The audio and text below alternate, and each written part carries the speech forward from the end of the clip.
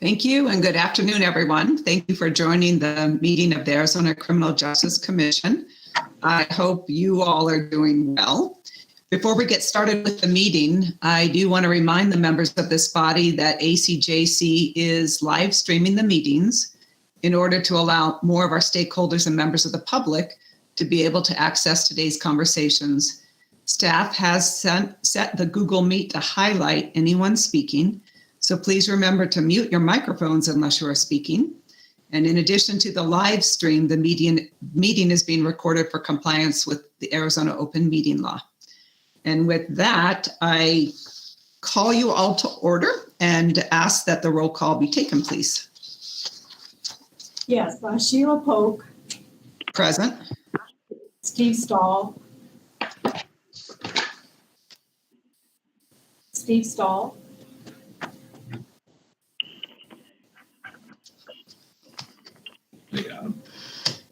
Rick Bernovich. John Johnson for Mr. Bernovich. Dave Byers. Jerry Landau for Dave Byers. Barbara Wall. Here on the telephone. Greg Mangarelli. Present via phone. Espen Silbert. Melanie Bayou here on behalf of Colonel Silbert. Alistair Adele. Ken Vick on behalf of Alistair Adele. Mark Napier. Paul Penzone. David Shin. Greg Lochner on behalf of David Shin. David Sanders. Present. We have a quorum. Thank you. And I'd like to ask everyone to join me in the Pledge of Allegiance. We do have the flag at the commission room, so if you could all please join me. I pledge allegiance to the flag of the United States and to the republic for which it stands, one nation under God, with liberty and justice for all. Liberty and justice for all. Thank you, everyone. And Ms. Polk, before we move on to the next agenda item, I think everybody would be aware, but I'd ask if we could potentially have a moment of silence for Mr. Wright, who passed away. Thank you for that suggestion. And let's do so at this moment. Thank you.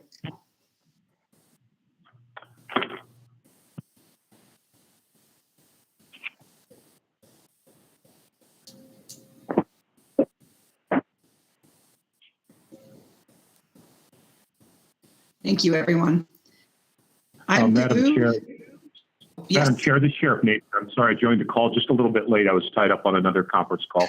I just wanted to check in. Thank you. Thank you, Sheriff, for joining us. Item 2 is approval of the minutes from September 24, 2020. Does any member have any comment or correction to the minutes? Seeing not, I would ask for a motion with respect to the minutes. Madam Chair, Sheriff Napier would recommend that the minutes be approved as drafted. Thank you, Sheriff. Is there a second? Second by David Sanders. Let's see, I heard a second from Mr. Sanders. Correct. Any further discussion?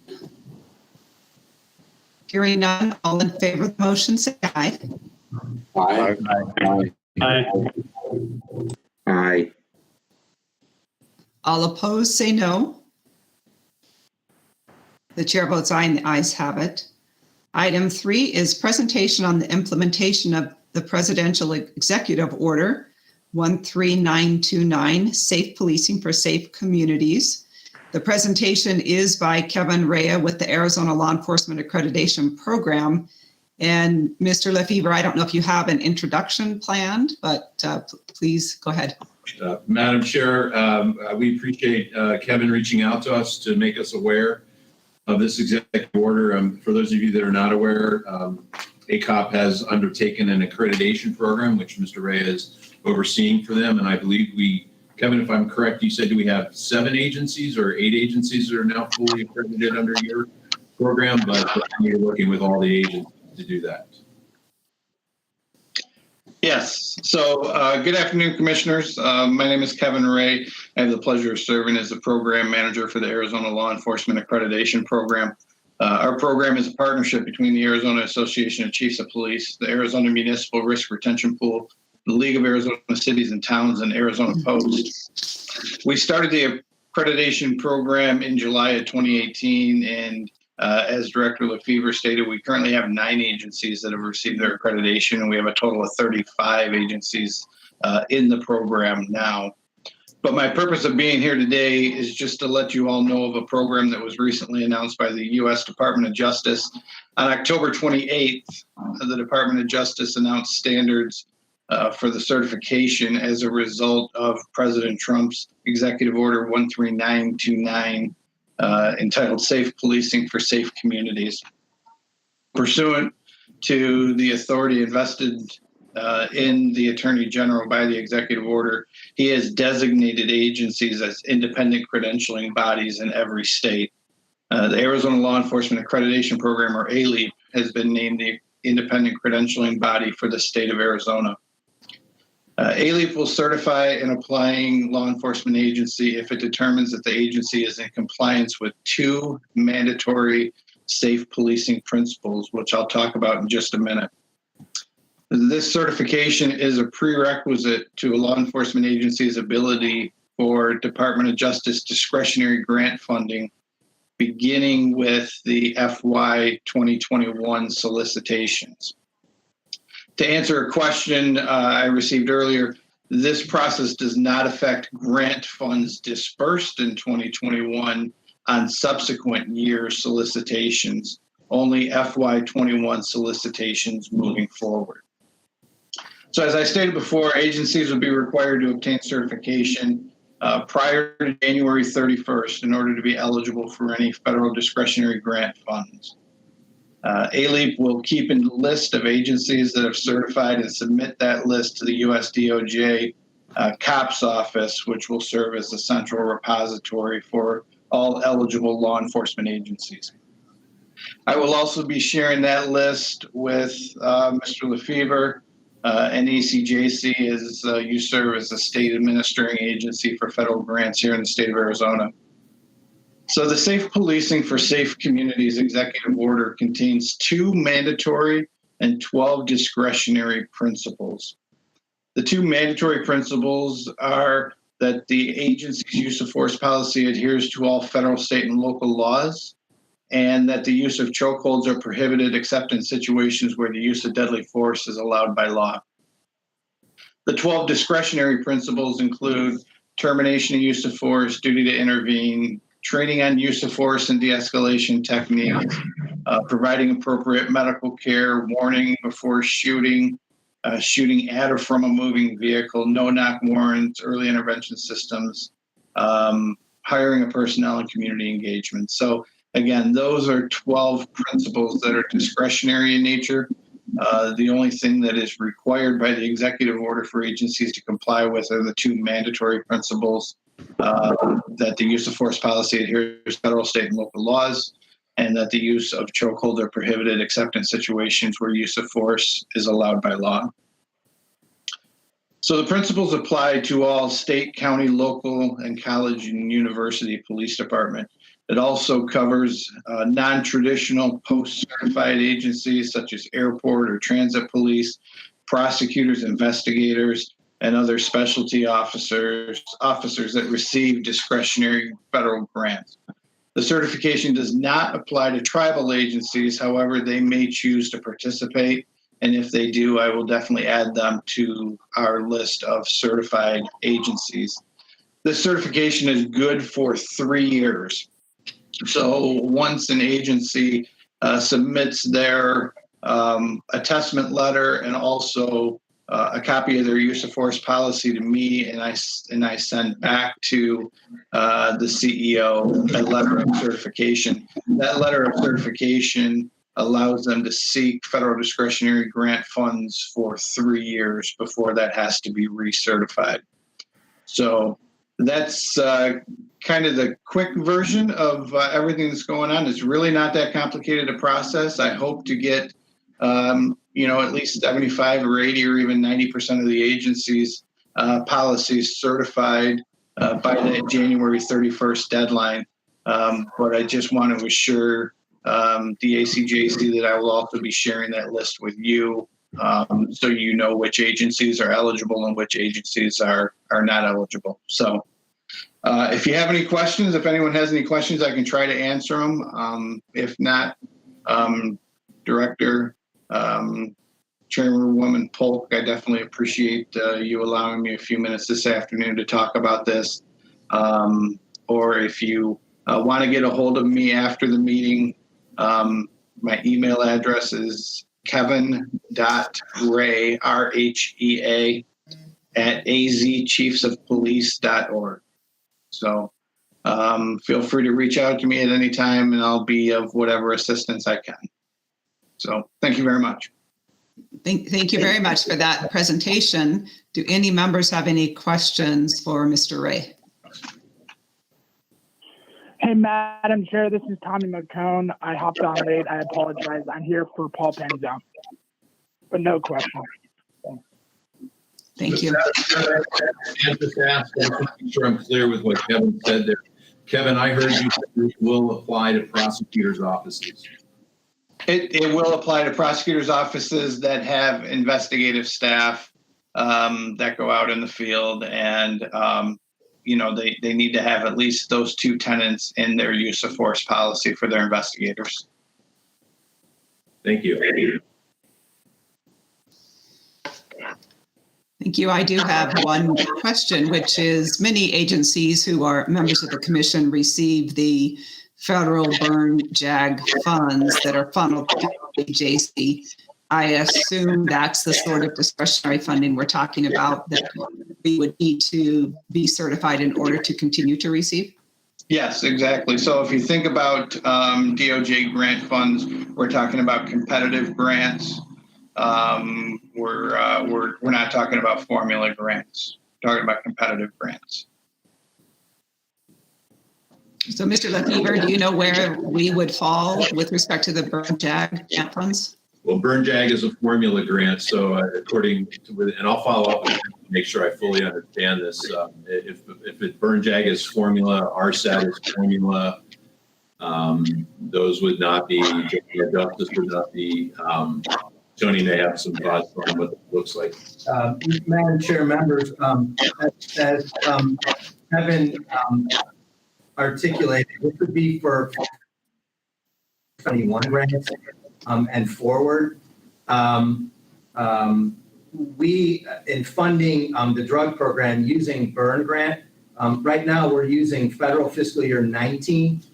So for next year's grant, for the state fiscal year 2022 grant, we will use federal fiscal year 2020 grant monies. So that provision will not be applicable to those grants. We hope that we have some definitive clarity in what is going to be required for the federal fiscal year 2021 burn grant.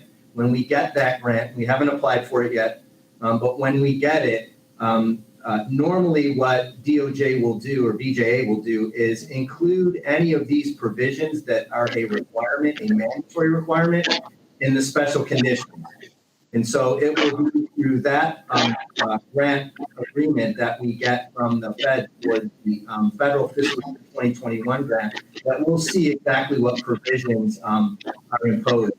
It is entirely possible that even though if this executive order did not apply to the federal burn grant, that they do include it in their special conditions. And so we'll have some clarity when we get that grant. Very good. Thank you for that. And also, I'm sorry, Commissioner Chair, one more thing that I want to point out is, obviously with any executive order, if there is a change in administration, that executive order can be rescinded or modified. We don't at this time anticipate there being any changes other than possibly if there is a change in administration, some of those discretionary items may no longer be discretionary, but we can't see a Biden administration rescinding this executive order. So I have a feeling this program will be with us for a while. Very good. Thank you so much for that presentation and for being with us this afternoon. Thank you. Let's move on to item 4, which is agendized to convene into executive session pursuant to ARS 3840.431.0 through A3 and A4 for legal advice, consultation, and discussion regarding the following claim or lawsuit: Grubbs versus State of Arizona, Andrew Lefevre and Tony Badali. The chair will entertain a motion by a member to convene into executive session. Also move, Jerry Landau. Thank you. Is there a second?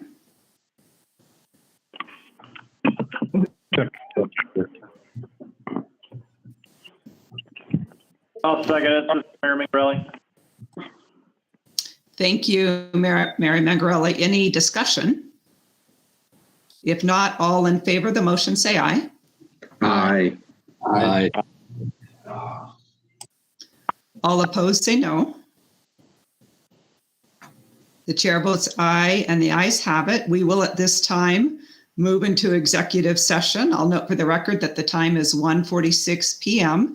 And at this time, I would like to ask all individuals who are participating in this meeting, if you are not a member of the Arizona Criminal Justice Commission or the executive director or the attorney who is appearing to give us the legal advice, I would ask that you remove yourself from this meeting.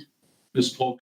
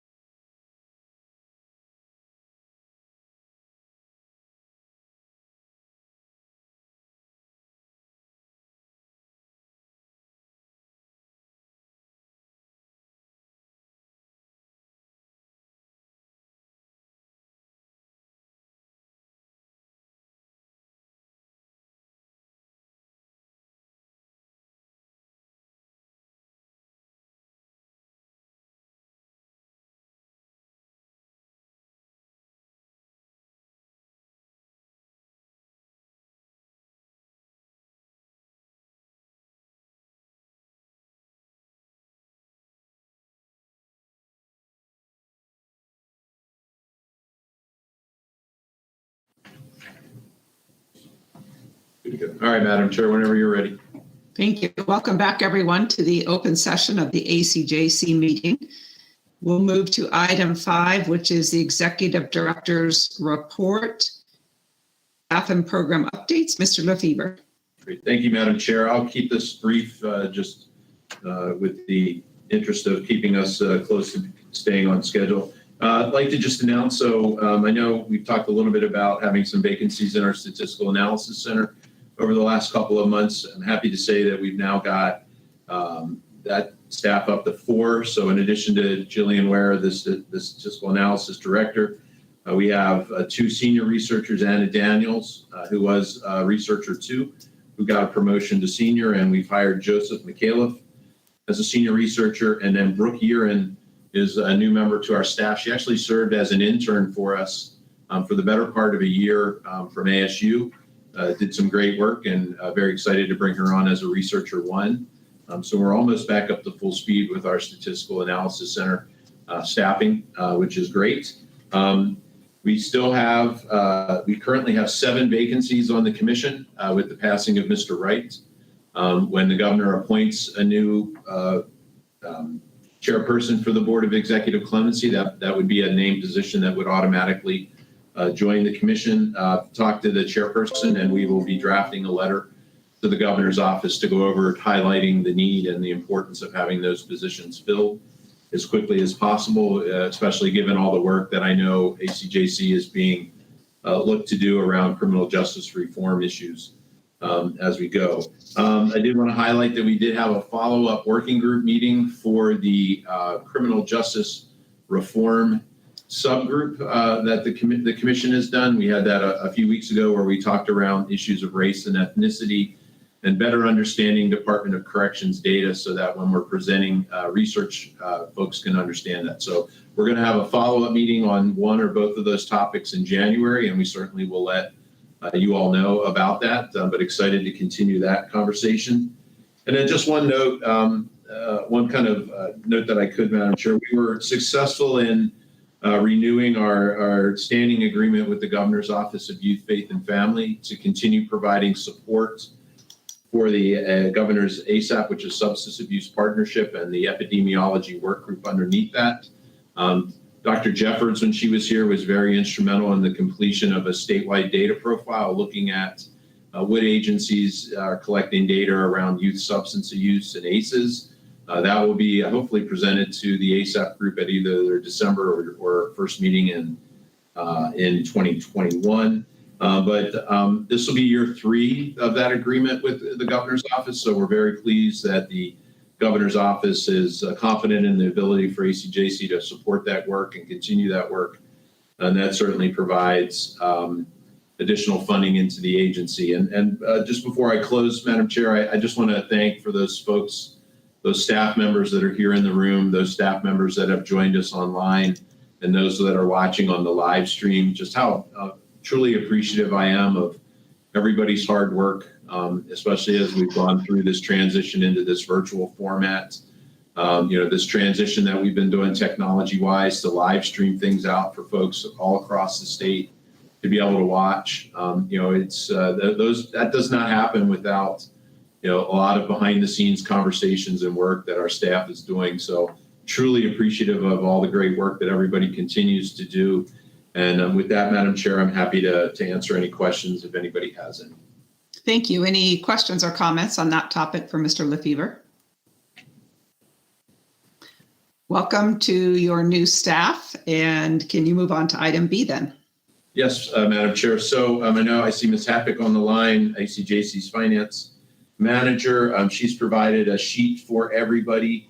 And I'll just remind those that are online or who are watching that if you wanted to have access to these documents and didn't print them out, they all are available on Acjc's website on the public meetings page under attachments.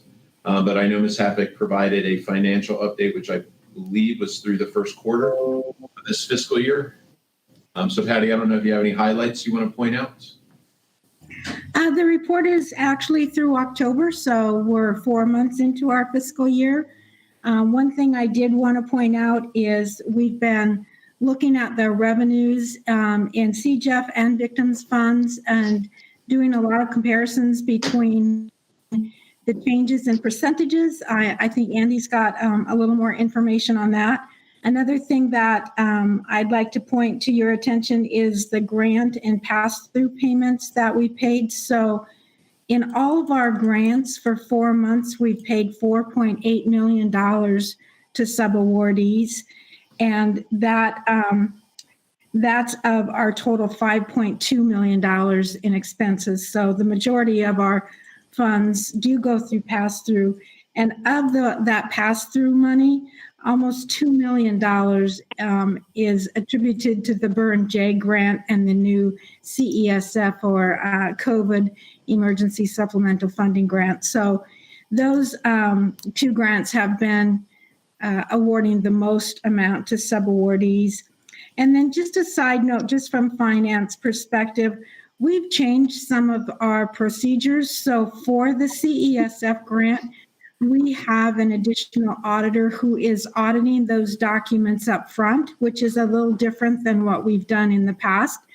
And so before we reimburse the subawardees, we're auditing all of the documents to ensure allowability and that they're in the right budget categories, that we have sufficient documentation. So that's been an interesting process. It's been a lengthy process, but from a finance perspective, I think that we're doing great work in that area. So if anybody has any questions, I'd be happy to answer.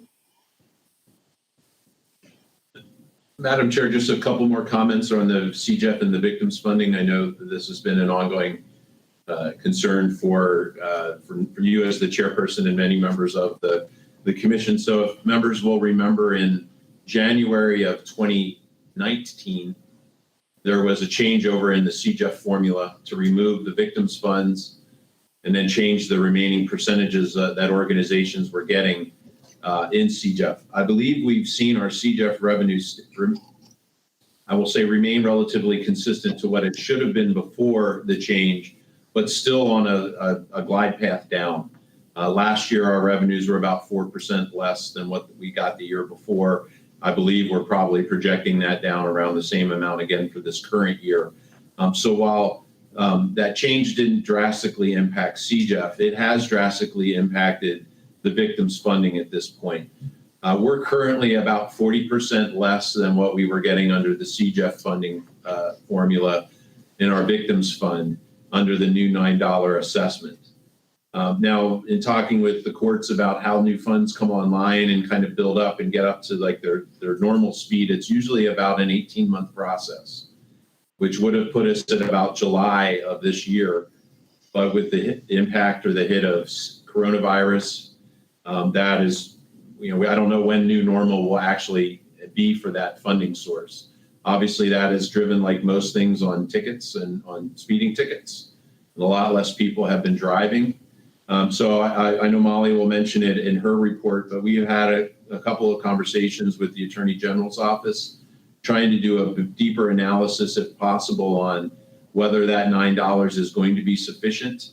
I believe the initial thought that we're going to have is trying to come up with a one-time ask at the legislature this year for some bridge funding that hopefully will bring the victims fund back up to close to being whole for this fiscal year, or I guess for next fiscal year, since we'll be asking for it as a budget ask, so that we give us an ability to hopefully come out of COVID-19 protocols and allow things to return to normal, and then be able to do a better analysis whether or not that $9 is actually going to be sufficient.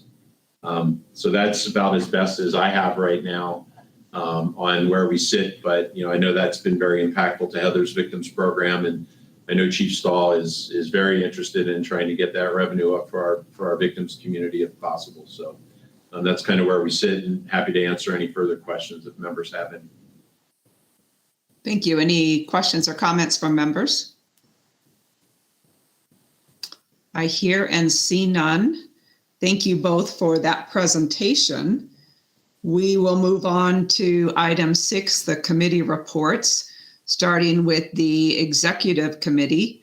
Our executive committee has not met since the commission last met, so I have nothing to report here. So, Madam Chair, if you don't mind, I had mentioned about possibly highlighting some of the Tableau dashboard work that we've been doing here. Oh, yes, please. Thank you for that. We're going to share our screen just to give the members a quick highlight of some of the work that we've been doing, and this is just one of many that we're working on.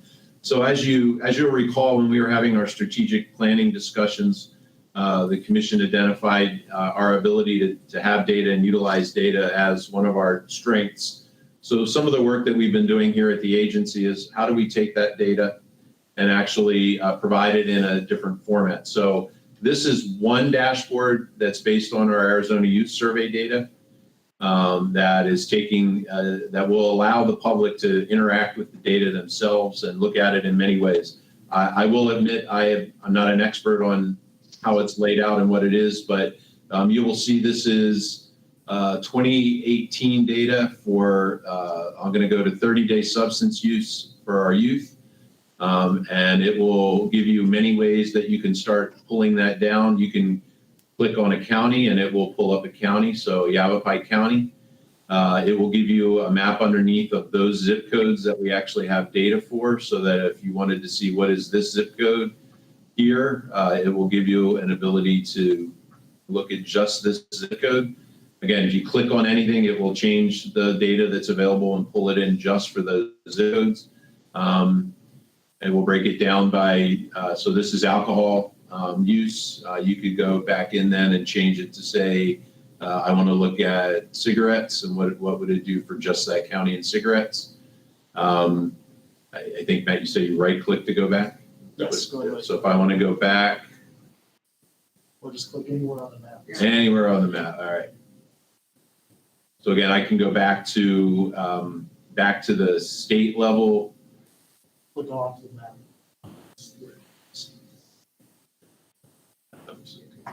Yeah, right in between there. Yeah. Oh, there you go. All right. So again, come back up, bring it back up to the state level. Again, I can look at it by year. So if I want to go back to 2014, I think that is, or is that 2018? 2014, I can pull it up for 2014. Again, this will be just the first of the AYS dashboards, providing primarily substance use data. The nice thing about this for our partners out in the community is we provide this data sheet at the back, so that if they want to pull specific data for themselves, they can go in and look at it and pull data for just their zip codes. It will give you an ability so if you know your zip codes, you can go in and just select those zip codes. We're hoping that what this will do is allow access to this data that will allow folks to say they can find 80, 85% of what they're looking for on their own more quickly, and then come to Acjc if they have really specific questions about data that they don't know how to look for. So in addition to, there'll be at least 3 AYS dashboards looking at different data out of the AYS report. We're putting together dashboards in Tony's enhanced drug and gang enforcement report. We've got some victims data that will be put up there, deaths in custody, and then a dashboard that will look at our grant dollars and how they flow from particular programs into counties for folks to look at. Ultimately, our goal is to have any data we'll have some kind of visualization tool for it, because we want to be able to go down to the legislature and show them that ultimately we should be the right agency to house data and provide a look at that data. So I'm not going to try and go through all of this dashboard, because we could be here for an hour and a half doing that, trying to do that. But that's just a quick sample. Matt, I'm not sure how you get out of your share here. But, I'll be happy to answer any questions if any of the members have questions about kind of this move towards data visualization that Acjc is undertaking. Thank you for that. I think it looks fantastic. How soon will it be going live? We will have dashboards up in a soft launch probably by mid-December, maybe earlier. And what we will do once we have them up for soft launch is let you as the commission know, go out to some specific stakeholders in the community, let them know, ask them to get in and play with it a little bit. They may have a question or a way that they want to look at the data that quite frankly we haven't thought of before. So we just want to try and take that into account. but we ultimately want to do a complete launch of this before the legislature convenes in January, and perhaps the AYS dashboards when we release the AYS report in December, so folks can see that as well. Excellent. Any questions from commissioners? Thank you. Andy, anything further on item 1 before we move to item 2? No, Madam Chair. I think item 2 is ready, or no, item 2 is ready for Jillian to make. All right. Let's move to item 2 then, please. All right, thank you, Madam Chair and members. I have a pretty brief update for you today. I do have an update on the 2020 Arizona Youth Survey. So just to recap, in the spring, before schools closed, we had 99 schools participate and about 20,600 students. So we just wrapped up the remainder of the fall administration. So that got us another 54 schools. And that is about 10,500 more students. So in total for this 2020, it looks like we have 153 schools and a little over 31,000 students. So we're expecting a draft of the state report by the end of the month. So we're still on target to have those final reports out, hopefully by the end of the year. My next item is you all received a draft of the Fill the Gap report and the gang threat assessment. So I'm here to answer any questions that anyone might have about those reports. Thank you, Jillian. I have a question about AYS. How does that participation rate compare to 2 years ago for the AYS? So the 2018 AYS, we had, I think, 246 schools and about 59,000 students. So it's about 100 fewer schools this year and about 20,000 fewer students. And do you think that decrease in participation, does it affect the validity of the results?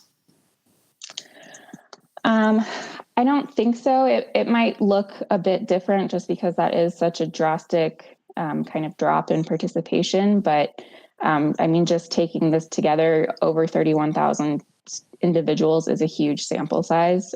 So I still think that's a good representation of the state. Thank you. Commissioners, does anyone have a question about any of those topics, the AYS or the 2 reports for Ms. Ware? And Madam Chair, the 2 reports are action items for approval. Thank you. Do Mr. Lefebvre, do you want to do a brief presentation on each of those 2 reports, and then we can call for a vote after each one? I would be happy to have Ms. Ware do a brief presentation on both the reports. Yes. All right.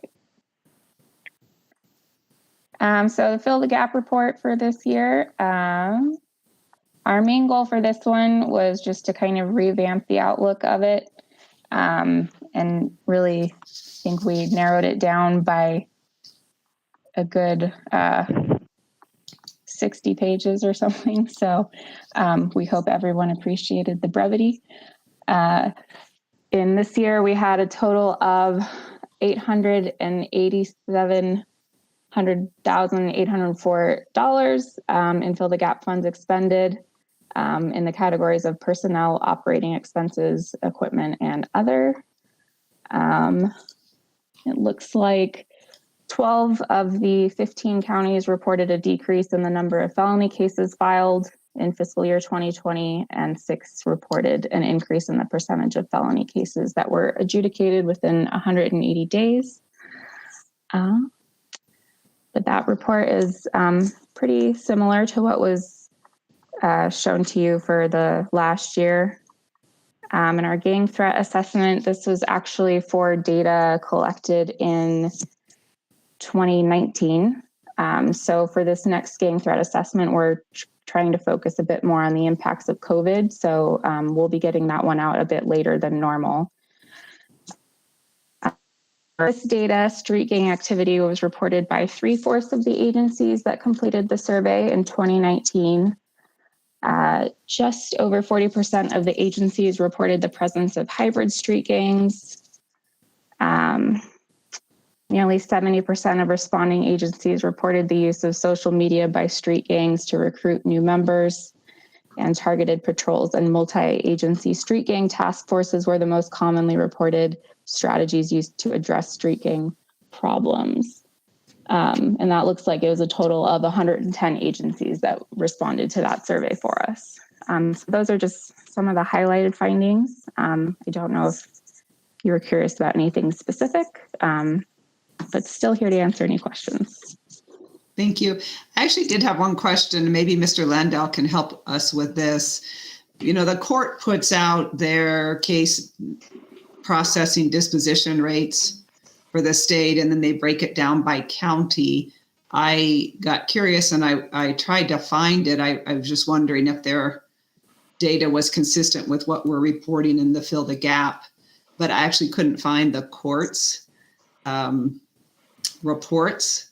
So Jillian, are you aware of the court reports and where they might be? I've seen it, so I know they're somewhere.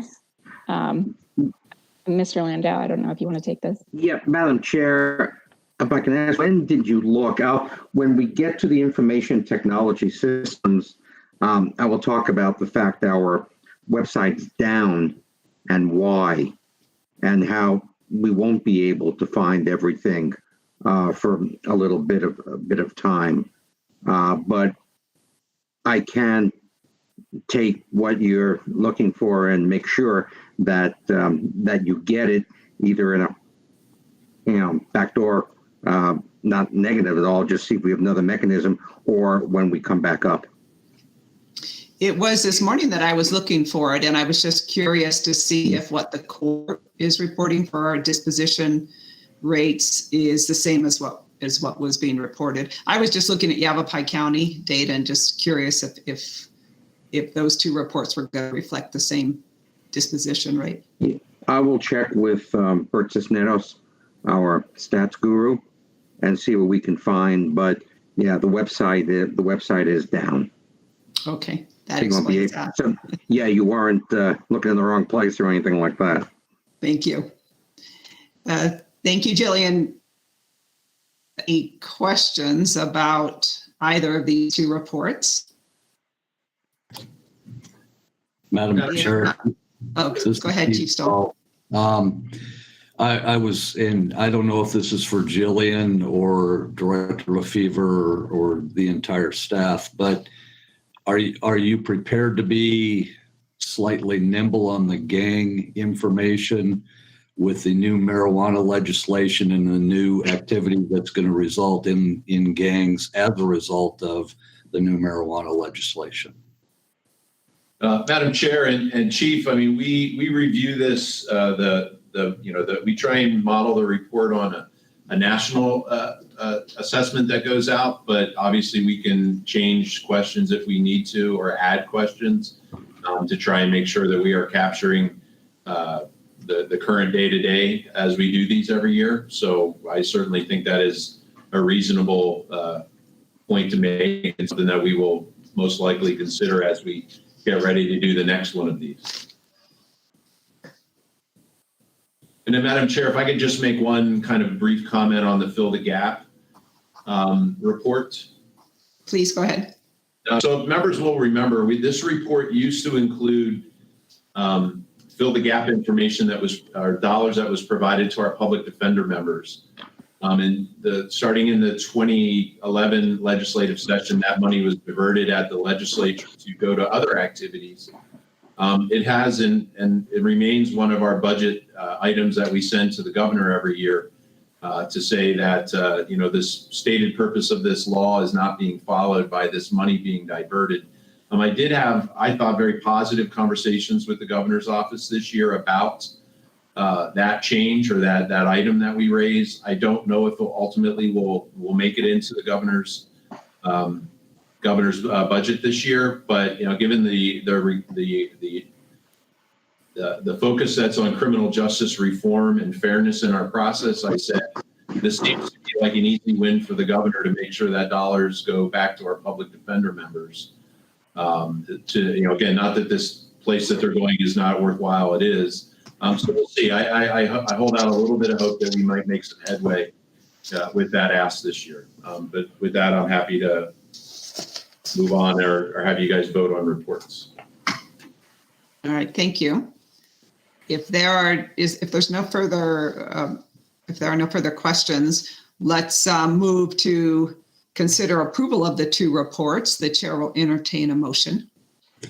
Madam Chair, I recommend, this is Steve Stahl, I recommend approval of the reports as written. Thank you for that motion. Is there a second? Thank you. There's a second by, thank you. A second by Barbara Lawal. Any further discussion? Hearing none, all in favor say aye. Aye. Aye. Aye. Aye. Aye. All opposed say no. The chair votes aye and the ayes have it. Thank you to the Acjc staff for all of your work to produce these reports. You always do such great work, and these reports are very consistent with the great work you always do. So thank you very much. Let's move on to B, the Drug, Gang, and Violent Crime Control Program. Sheriff Napier. Thank you, Madam Chair. I don't have a specific update from our committee. I would ask we move to item B2 and B3, and I believe Tony will be able to make a presentation on both of those items. Thank you. Thank you. Mr. Vidali. Madam Chair, members, and thank you, Sheriff Napier. Item 4B2 is a recommendation from the Drug Committee to the Commission on the extension of the calendar year 2020 RSAT grant awards to June 30th, 2021, and also the provision of bridge funding of $275,001 in federal funds and local match to calendar year 2020 RSAT grant projects. At the November 2019 meeting, the Commission approved awards for the calendar year 2020 RSAT grant, one of the few that are running on a calendar year, in the amount of a little over $550,000 in federal and local match dollars. As part of that recommendation, staff also asked that we have the option, if all of the grantees met the requirements of the grant, to extend those grants out until June 30th of 2021, and then to provide bridge funding. And the Commission approved that. This agenda item is that issue coming back to you for approval. The reason why we had the RSAT program, for those that may not know, run it on a calendar year. We had some issues many, many years ago, sort of predated my time with the drug program, with grant awards being made to projects not being fully expended, and then a resupply of money the following year of those same projects. We did that for several years in a row, and those projects were building up a balance, which is a problem in federal grants. And so what staff did at the time is kind of put a 6-month pause on to spend that fund balance down, but then had to come back in and have a fresh supply of grant funds available. And that put us on a calendar year. And we had been on that calendar year for a number of years under my overseeing of the program. It has provided some challenges in reporting dollars, whether you're reporting calendar year dollars or state fiscal year dollars, which most of the activity report is on a state fiscal year basis. And just from my budgeting background, doesn't make a whole lot of sense to have funding decisions made on a calendar year when most other funding decisions are made on a state fiscal year. So we needed the right opportunity to make the shift again. And what that meant was a balance of funds available to us to cover a bridge. Over the last several years, we've gotten fairly generous allocations from BJA under the RSAC grant. And so now is the time to make that change. If I can, hopefully you can see this on your screen. This table 1 is the actual recommendation that the committee approved. You can see the 5 grantees are listed, and in the total award, additional award column, that is the total award including the federal dollars and local match. And then in the next 2 columns is the breakout of the federal and local match monies that will be included in the extension. And so what we're asking is that the calendar year 2020 RSAC grant be extended to June 30th, 2021. All that is we're simply going to go in our system and extend the dates out. And then that we provide this additional funding to carry those projects through to the end of the state fiscal year. Agencies will apply for the state fiscal year 2022 RSAC grant. They will apply for that in late January, early February. We'll run it through the same process that we run the drug grants through. Normally, RSAT is not a heavy lift. It's, as you see here, 5 grants. So it's sort of like adding 5 or 6 additional grants to our review process. So a little more efficiency for us, a little more sensibility for the grantees. I also had a couple of additional pieces of information I provided to the committee in making their decision. This is an overall accounting of the funds that we have available. It does not include our latest RSAC grant, which I can tell you is in the neighborhood. It's slightly over $800,000. Again, a very generous grant for us. I'm very grateful to BJA for that allocation. But we showed you this table at the time that you made the decision last November. The numbers really have not changed. And then finally, this table I presented, this represents the total year-and-a-half funding for the calendar year 2020 RSAC grant. And you can see it's about a little over $825,000 in total funds, about $618,000 in federal dollars and $206,000 in local match dollars. And with that, Madam Chair, members, I'm available for questions.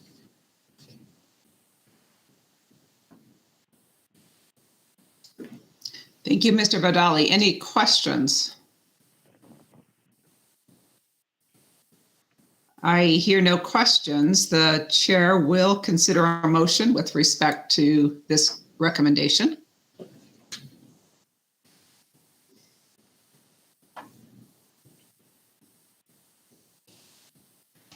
I'll move to approve. It's Jerry Landau. Thank you. There is a motion to approve the extension of these grant awards. Is there a second? I'll second it. I'll second. This is Tommy Mattel. Okay, I heard a second first from Ms. Lawal. Any further discussion? So to clarify, the motion is as recommended. The verbiage is as set forth in our agenda, this action item. Yes. All in favor of the motion, say aye. Aye. Aye. Opposed, say no. The chair votes aye, and the ayes have it. Thank you. Mr. Vadali, please move on to the EDGE report. Madam Chair, item 4B3 is for information only. It's to report to the commission some highlights on the 2020 EDGE report. Madam Chair, if for those that are new, several years ago, the commission took up the task of approving reports that staff produces that are made public.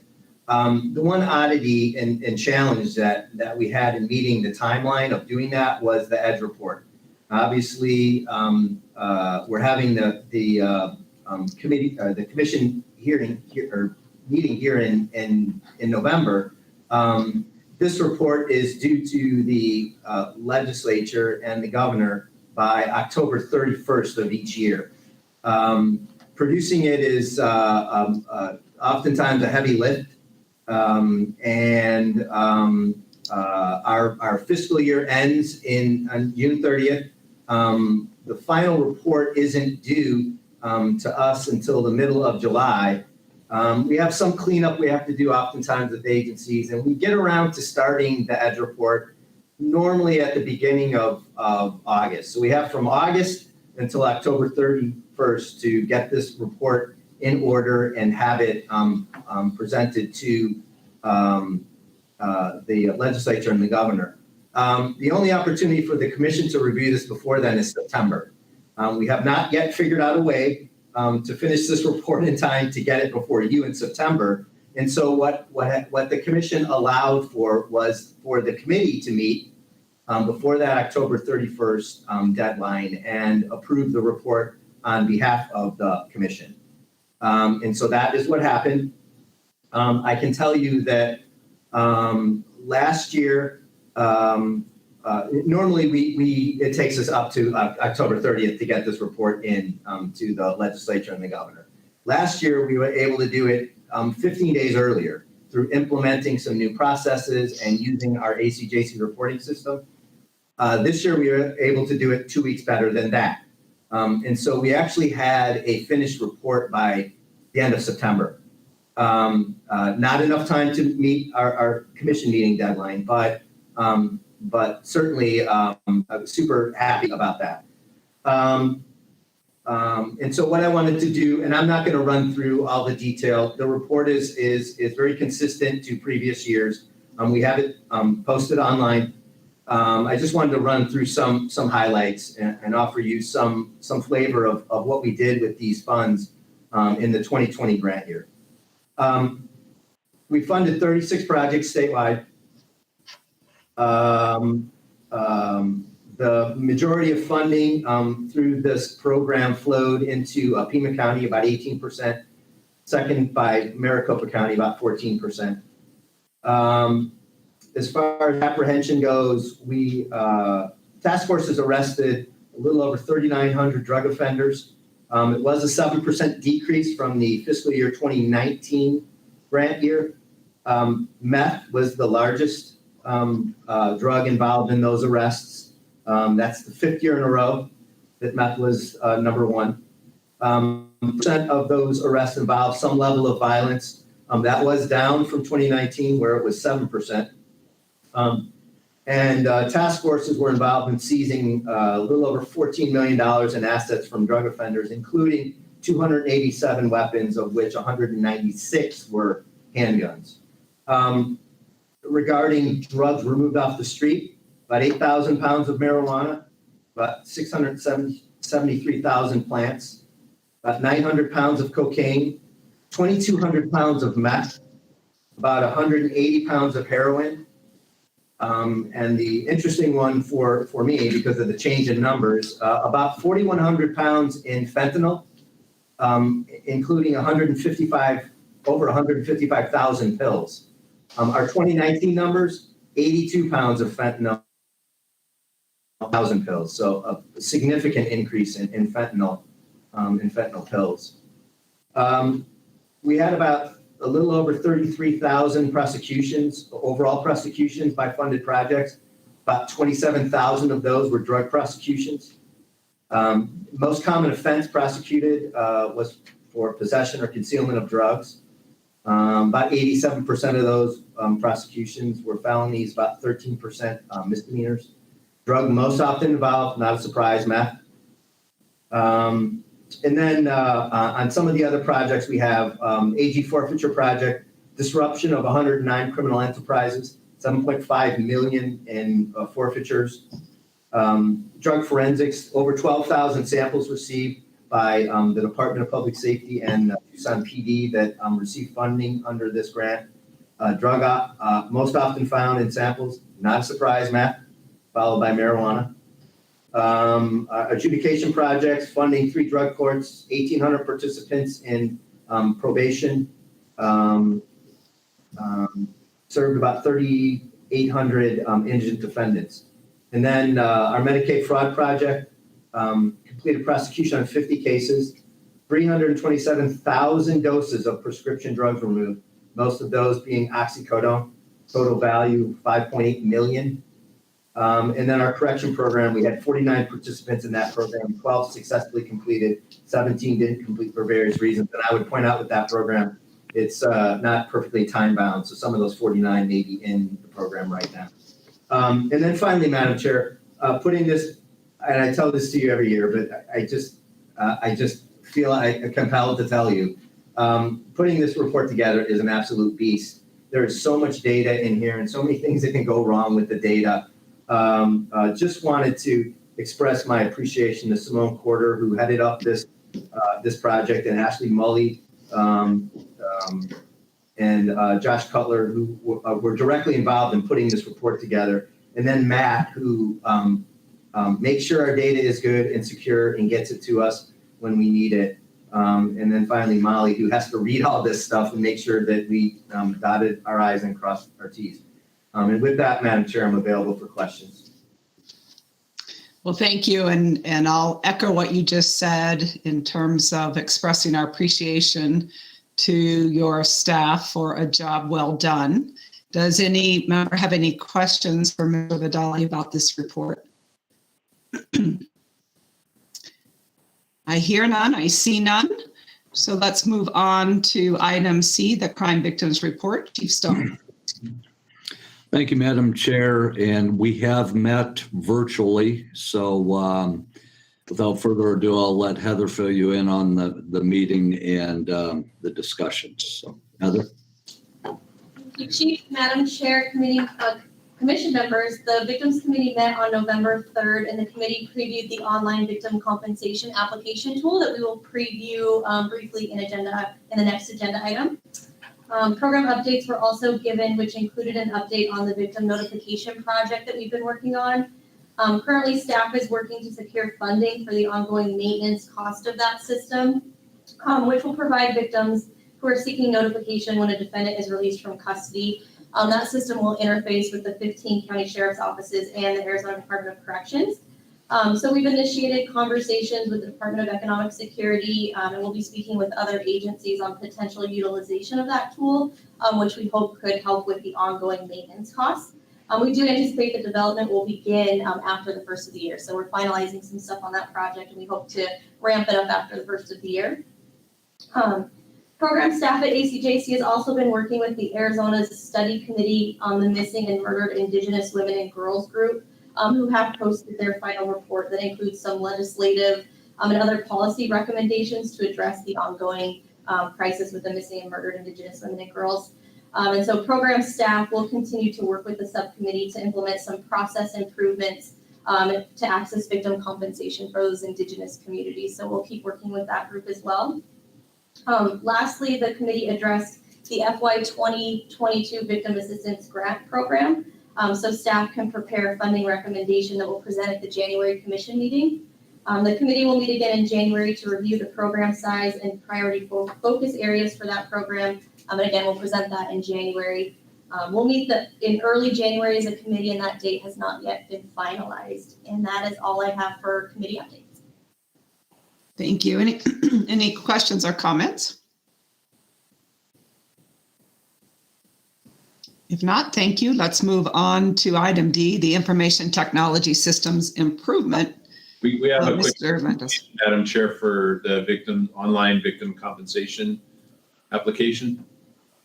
Oh, okay. I thought I heard Heather say it was part of the next item, and I see she meant her own item and not the IT. No problem. Mr. Landau, additional time, Madam Chair. Go ahead, thank you. Madam I'll Chair, take it. Commission members, staff has also been working with our vendor Carpel to develop an online victim compensation application tool. So victims, if they wanted to submit an application, they would be able to use that using the online portal. So I'll just run through a brief preview of that system. Just get logged in here. As you can see, a victim or a claimant, they can access the system using their email and a login credentials. They'll be able to access any applications that they've submitted or that they have in draft. I've started a draft application just to run through one really quick. Initially, we'll just ask some basic information on where the crime occurred so we can route that to the correct operational unit. We ask some basic information on the, and some address information.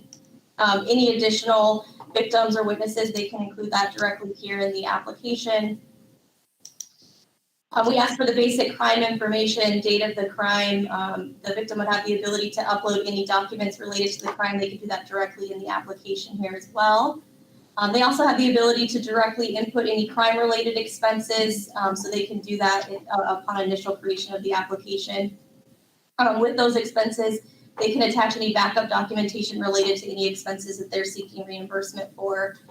They can also directly input their employer information if they've had any loss of work or they've missed any time off work due to the crime. They can input that directly in here. If there's a civil suit, they can put that information directly in, check yes or no. They can save the application at any time. If the victim has any insurance information that they need to provide, they can do that directly in the portal as well and attach any insurance information that they may have.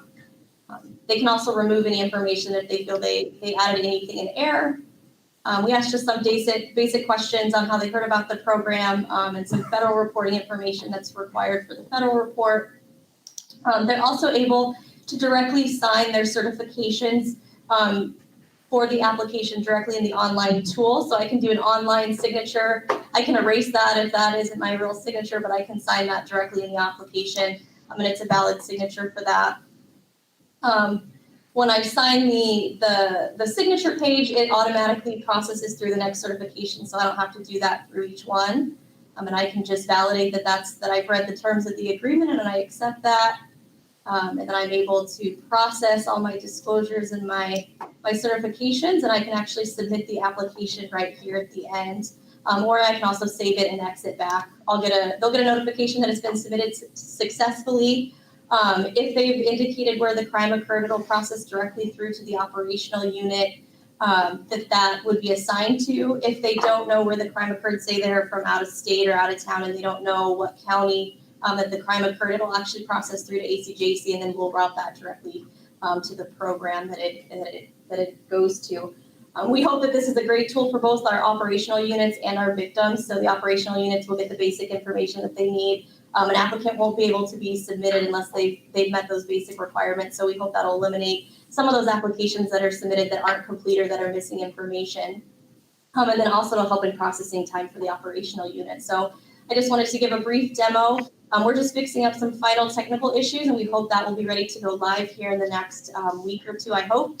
We've already done a demo for our county, and then we'll be doing a slow launch for each of those counties so they can begin using that tool. Once they have access to that, we'll also be reaching out to some advocacy groups and things like that so they can provide the URL and information to victims to access it as well. And with that, I'm open to any questions. Any questions? It's very impressive. I love the way Acjc continues to lead the way in terms of innovation and in particular in the area of technology. And it really is all about serving our community, our public in a much better, much more effective way. This project for victims is pretty phenomenal. So great work to all of you. Thank you, Madam Chair. All right, so now we're ready, Mr. Landau, for you and information technology systems improvement. Okay, thank you, Madam Chair. First, I'd like to say the victims' compensation application online is one of the most user-friendly online applications I have seen. So, congratulations on that. And and Mark might want to add something afterward. I'm going to talk about briefly two areas. Number one, AZ Point. Commission staff continues to work with the Administrative Office of the Courts, Department of Public Safety, and the sheriffs to deal with the best mechanism to be able to input orders of protection into the National Criminal Information Center, into NCIC. We've been discussing with the Department of Public Safety some of the requirements that are necessary and the inability by law of the AOC to potentially enter some of the information depending on how the requirements are interpreted.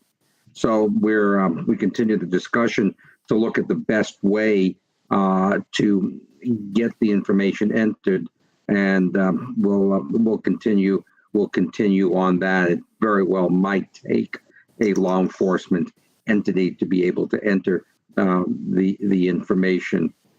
So we've had a number of discussions with DPS about it. Melanie, who coincidentally is here, has been involved in those discussions.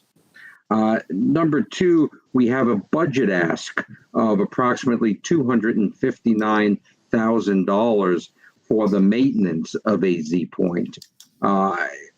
The system is built, and there are obviously going to be enhancements as we move along, and it's benefited a whole lot of people, especially those who are seeking orders of protection. But there is an ongoing maintenance cost to AZ Point, so we have asked the legislature, are asking the legislature for some $259,000, and I've had that had discussion with both the appropriations chair in the House and the Senate. What I started to mention when Ms. Polk tried to find a report, our main website had to be taken down. The host was subject to a ransomware attack. Now we have backup websites. We've been able, or backup hosts. We've been able to move a lot of the information off the website into another website. However, we do not, or another host. However, we do not have 100% capability to mirror what we would normally have. We continue to add some more with obviously the most important pieces of information being added first. We really, at this point, don't have an exact time frame as to when things might get back to normal. So bear with us. And if you do need some information, like Ms. Polk, and not able to get it and would like it, just contact me, and I'll be able to assist any way I can. So that's an update of what we're looking at. Mark, do you have anything to add? No, we don't. We haven't met since the last commission meeting, so we don't plan on meeting with a closed session meeting in January.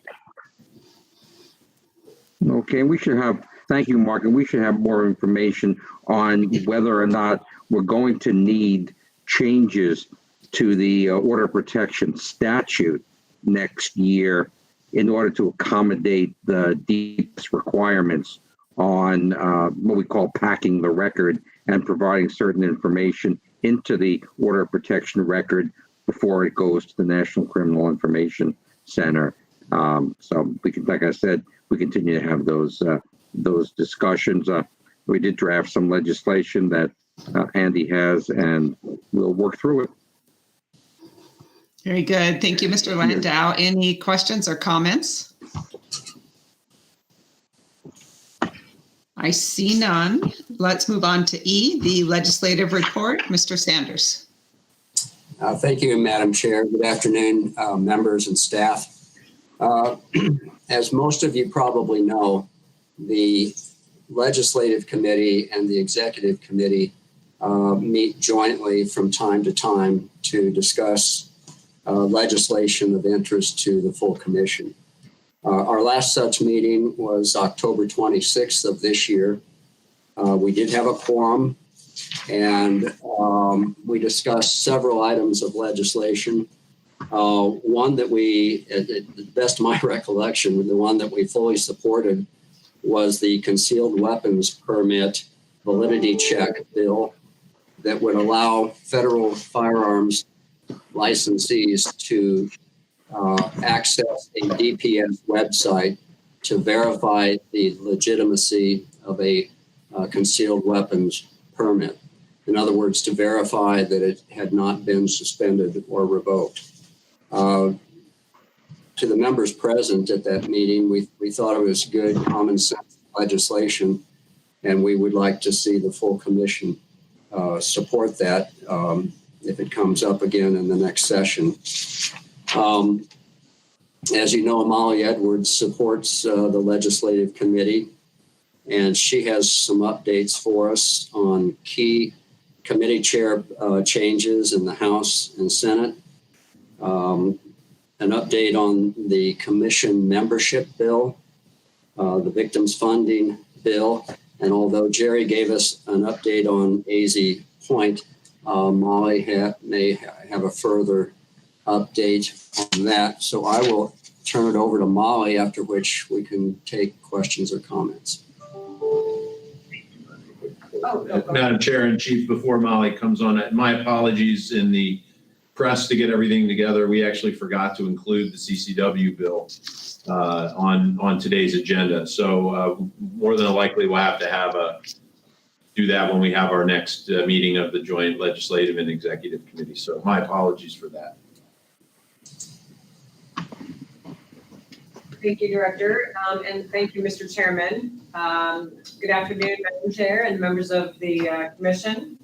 As Chief Sanders said, this week we did hear our legislative committee assignments, and the following individuals were selected for our key legislative committees in the House, Government and Elections. Now. The chair is John Kavanaugh and the vice chair is Jake Hoffman. And the Democrats assigned to this committee are Representative Salmon, Butler, Germain, Pollock, Hamilton, and Tehran. And I believe Representative Pollock was on that committee before. In the Judiciary, the chair is Frank Pratt and the vice chair is Jacqueline Parker. The Democrats assigned to this committee are Representative Chavez, DeGrazia, Melody, Hernandez, and Rodriguez. And then a brand new committee that has been established is the Criminal Justice Reform Committee, which is being chaired by Representative Walt Blackman and vice chaired by Shauna Bullock. The Democrats assigned to this committee are Representatives Rodriguez, Bolding, Alma Hernandez, and Tehran. I believe that the Criminal Justice Committee will provide a great platform for many of our criminal justice issues that we're facing in this coming session. Over in the Senate, we only received the chair and vice chairs, and we have not received the Democratic members yet. But in government, the chair is Michelle Ugenti-Rita, and vice chair will be Kelly Townsend. And then in the judiciary, it will be Warren Peterson, and the vice chair is Wendy Rogers. I will be scheduling meetings with all of the chairs and vice chairs, along with any other key legislators that we feel will be important in helping us move along our legislation that we're working on. The Acjc subcommittee did meet on 10/26, that's the legislative committee. As a result of this meeting, the committee recommends that we pursue the Acjc Commission membership bill and the statewide criminal justice data collection bill, which I believe all of you have a copy of. If you don't, it's also on our website. And then, of course, the CCW bill, which we did not include. And again, my apologies for that as well. The Acjc Commission membership bill will add 2 new members to the commission. One will be a public defender, and the other will be a victim advocate. And that session, but the bill did not make it out of committee. The statewide criminal justice data collection bill. This bill designates Acjc as the central collection point for criminal justice data.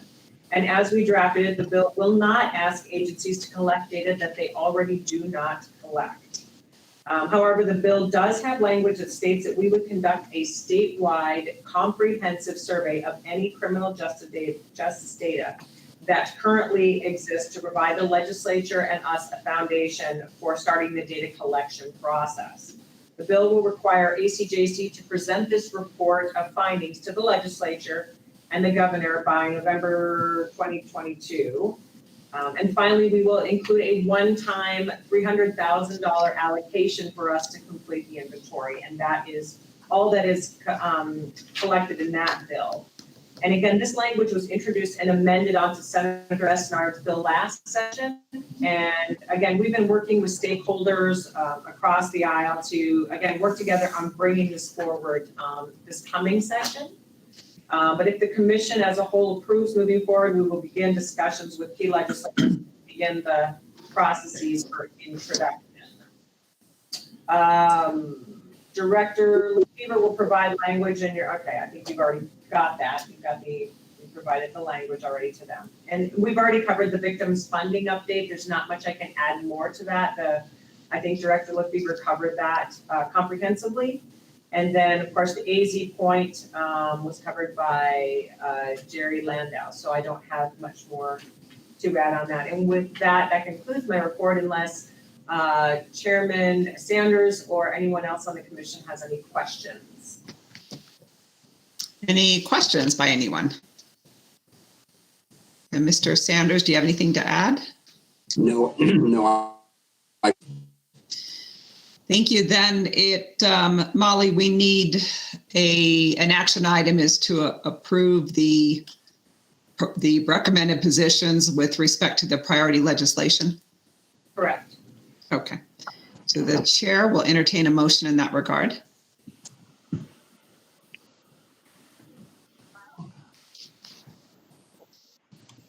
Madam Chair, also move. Here's the agenda as presented. Thank you. There is a motion. Is there a second? I'll second the motion. Thank you. Second by Mr. Landau. Any further discussion? Madam Chair, I do. Just one point, as it'll come up in the future, as to the data collection legislation. I think last year we confirmed the wisdom of moving forward with such legislation. I did speak to Director Lefevre about some drafting issues that I saw, and I hope to continue to work with him. I did have some questions about that, but clearly does not take away from the concept and the importance of the legislation. Thank you, Mr. Landau. Okay. Any further discussion? Hearing none, all in favor of the motion, say aye. Aye. Aye. Aye. Aye. Anyone opposed, say no. The chair votes aye, and the ayes have it. Thank you to the Legislative Committee. Item 7 are updates from commission members.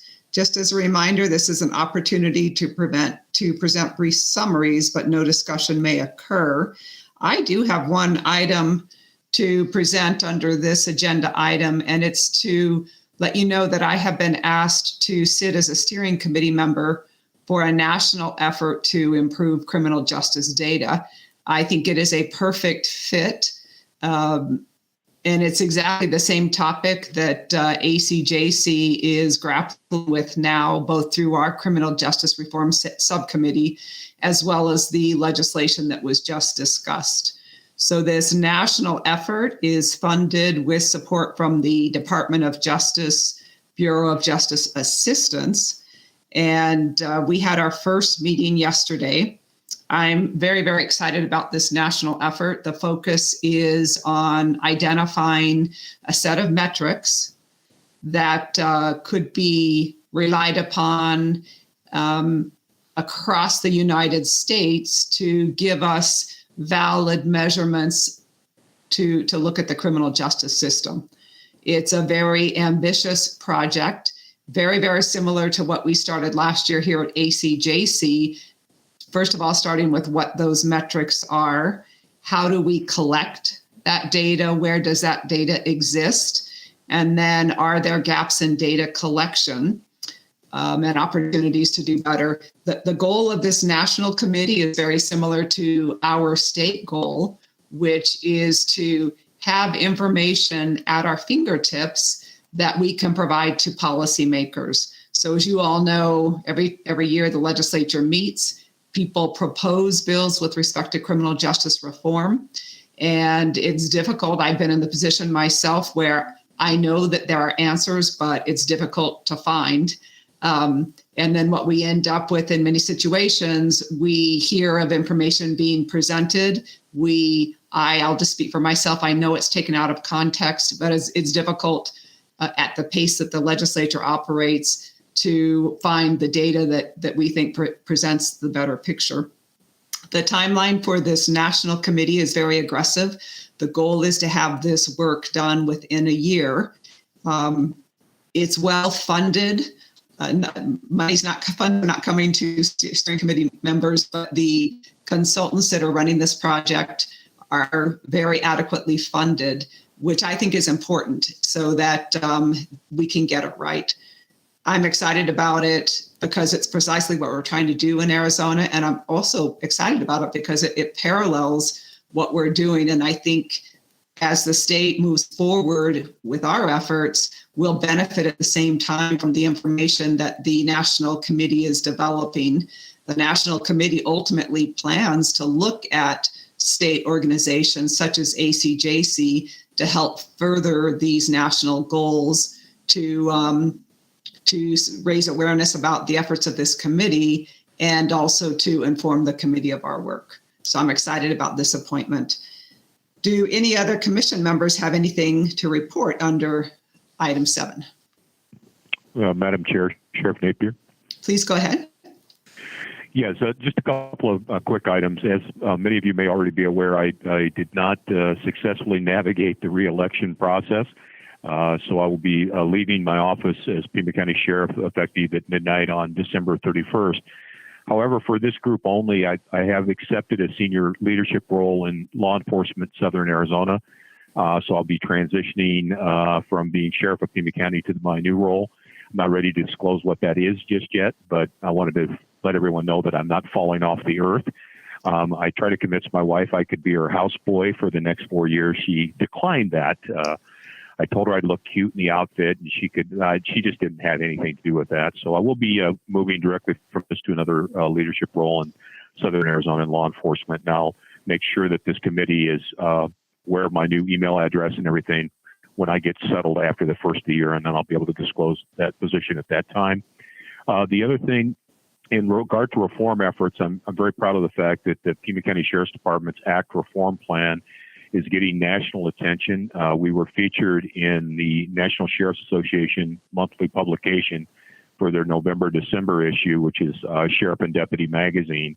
Our ACT plan was one of the key articles in that publication, and we have sent that ACT reform plan to several sheriff's departments across the nation for them to adopt portions of. So I'm proud that we're leading the way on that.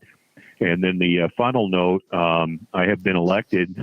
I was unsuccessful in Pima County, but on a national level, I was successful. I've been elected to be a member of the board of directors of the FBI's National Executive Institute for the next 2 years.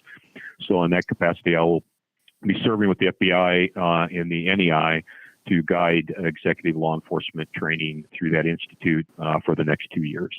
And that concludes my report, Madam Chair. Thank you.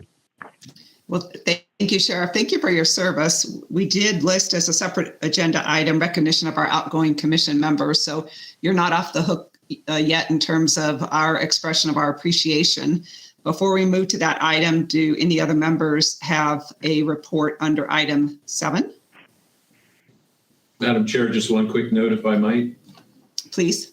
You were so quick in moving that I couldn't catch up to. First, regarding our work down at the legislature, once we have full committee assignments, we will send that out to everybody. It would be great if we knew who you do or who you have a good working relationship with at the legislature, so that if we need to call on folks upon occasion to reach out to a member, we know who that might be. So once the full committee lists are up, we will send those out to you, and we would appreciate it, any insights you might have to your working relationships with members of the legislature. Thank you. Anyone else? If not, let's move to item 8, which is recognition of our outgoing commission members. Mr. Lefevre, why don't you start with letting the commission know who our retiring members are? Certainly, Madam Chair, thank you for that. I will apologize up front. The turnaround time for awards that we get was a little too short to have them ready. We will be getting something present to members between now and the end of the year when they fully retire. But obviously, Sheriff Napier just announced that his movement away from his role as sheriff of Pima County. But in addition to that, we have, I think, our longest serving member who is only retired. That's Ms. Wall, has been at the Pima County Attorney's Office. I think when I was looking through old important files here, I don't think I ever didn't see one that had her name on it. So, Ms. LaWall, how long have you been a member of the commission? Hi, I've been a member of this wonderful commission since 1996 when I was first elected. Well, I will say on behalf of the staff, before we allow members of the body to chime in or for you to make some comments, just how grateful and appreciative we've been of your involvement with the commission since that time.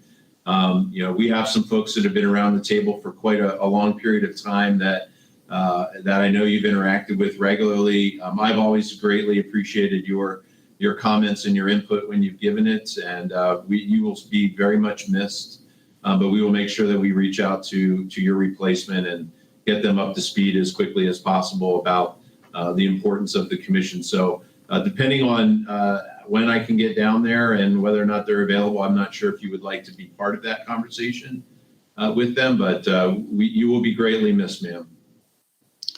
Oh, well, thank you very much, Andy. I want to let you know that I've already had conversations with Laura Conover, who is going to be my successor, about the importance of Acjc. And in fact, I forwarded to her the agenda items for this meeting. I don't think she signed on, but I just wanted her to be able to look at it and see the kinds of subjects that we covered. So I've been talking to her. She knows the importance of this group. Thank you, ma'am. Thank you, Andy. And Ms. LaWall, I'll give you the opportunity to say a few comments, but before you do, I just wanted to chime in with some accolades. Both you and Sheriff Napier have been very important members of the commission.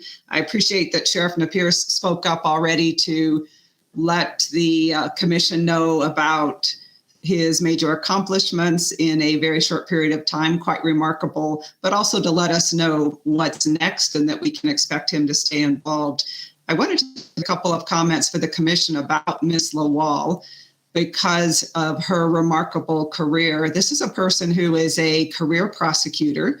She had worked in the Pima County Attorney's Office for 20 years before becoming the elected county attorney. She prosecuted many, many, many cases. She moved up in the ranks to become the manager of the criminal division, the chief criminal deputy, and then eventually took on positions that involved more administration, budgetary, and policy matters. Ms. LaWall was the first ever female to be elected as Pima County attorney. She has won so many awards and recognitions, both at the state and the national level during her career. I'm not going to go into them, but I just want to comment about a couple of very groundbreaking, innovative programs that she's been involved in. Those programs include the Safe Baby Program, the Amber Missing Child Alert Program, the Community Prosecution Unit that assists landlords with community evictions, and much, much more. She and her team did a lot of work in the area of the school multi-agency response teams. They created a lot of models that the rest of the county or the rest of the state has looked at and continues to look at. So a very remarkable woman on a personal level has become a friend of mine. I have so much enjoyed, Barbara, working with you in our many joint endeavors together and just our mutual passion for keeping communities safe. You are a true professional, a true role model, such a contributing member to public safety throughout the state and throughout our country. And, on a personal level, it is with much regret that I see you retiring, that we lose your energy and your passion. Your staff has been incredible. Amelia Kramer, as your chief deputy, has just done the same thing. Your office has always been so open and willing to assist the rest of us, particularly the smaller offices. And on so many levels, you will be missed and I will miss you. I understand after all your years of service to the state of Arizona, your desire to move on. But just know that you leave a tremendous legacy and we will all miss you very, very much. So, and Sheriff Napier, I didn't get to know you quite as well as I'd gotten to know Ms. Lawal over the years, but to you also, thank you very, very much for your service. Thank you, Madam Chair. Well, Sheila, And I will be back. We hope so. Thank you. Ms. Lawal, go ahead. Oh, I was going to say thank you so much for those really kind and thoughtful words. It's amazing. You make me sound pretty awesome. So thank you. I really appreciate that. I just want to say to the members of Acjc and to Sheila and Andy, thank you for your service. And I have been so proud of my association with Acjc. Acjc is probably one of the premier organizations that I have belonged to. The staff is always extraordinarily prepared, very meticulous in everything that you do, constantly, immediately responsive to requests from anybody who contacts you. And I'm so deeply appreciative of all of that. I do want to say when I was first elected, I had to chuckle a little bit today. It was very shortly after I came aboard on Acjc that I actually was elected to chair Acjc. Immediately upon chairing, I mean, like the first meeting, we had a personnel issue very similar to what we discussed today, except it was the executive director. And I was required, as a result of our investigation, et cetera, to let him go and to get involved in a search for a new executive director. And that person ended up being Mike Branham. But it's very interesting how sometimes some of the same things that you've dealt with come back again. I am going to keep my bar license, so I'll let you all know that I'm available for hire, I guess, as a resource if ever needed for some kind of special investigation. But I don't have a job that I'm going to like Mark. So anyway, because of COVID, I'm not out there traveling either. So if you have any need for a lawyer to do anything that has anything to do with criminal justice, then please don't hesitate to call on me. And thank you, everyone. Thank you so much for all of your professionalism. Thank you. So unless there is someone else who wants to make any comments. And Madam Chair, I apologize. I know that Amelia was on, but then when we went into executive session was off, and we tried to reach out to her. I don't know if she was able to jump back on. She had another meeting that she had to get onto. She sent me a text. Okay. Well, again, Ms. Lawal, please extend our thanks to her as well. Again, she's been really great to work with. I agree with Ms. Polk. Your entire staff has always been really wonderful to work with, and we look forward to working with the new county attorney and the new sheriff when he comes in as well, and continuing those good working relationships. I will pass on your comments to Amelia. Madam Chair. Please go ahead, Mr. Sanders. I'd be remiss if I didn't weigh in on this as a member of the criminal justice community in Pima County. You really covered it, Madam Chair, but I'd echo what you said. We left out a few remarkable programs like the DTAP program and others, but I've had a great working relationship with Barbara and her staff for the last 18 years. Had a good working relationship with the sheriff, and we're going to miss both of you a lot. Thank you. Thank you, Mr. Sanders. Thank you, Dave. You're welcome. Thank you. You're welcome.